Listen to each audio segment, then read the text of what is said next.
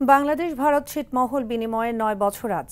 ১৯৭৪ সালের ভারত বাংলাদেশের মুজিব ইন্দিরা স্থল সীমান্ত চুক্তি বাস্তবায়নের অংশ হিসেবে ২০১৫ সালের ৩১ জুলাই মধ্যরাতে ছিটমহল বিনিময় হয়।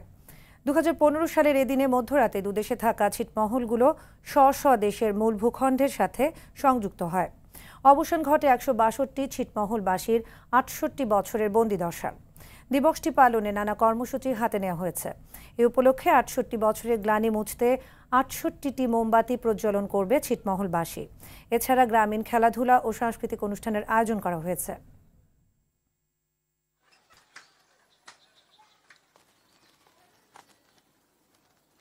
ছিটমহল থাকাকালীন অবস্থায় আমরা খুব একটা দুরবস্থার মধ্যে ছিলাম। এখন আর ওই দুরবস্থা নাই।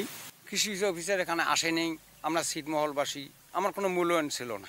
আমরা ৮ম বছর আমরা এখানে ৩১ জুলাই মধ্যরাত্রে ৬৮টি মোহাম না গেয়া ৬৮ বছরের গ্লানি মুছে ফেলে আমরা আনন্দ উল্লাস করছি।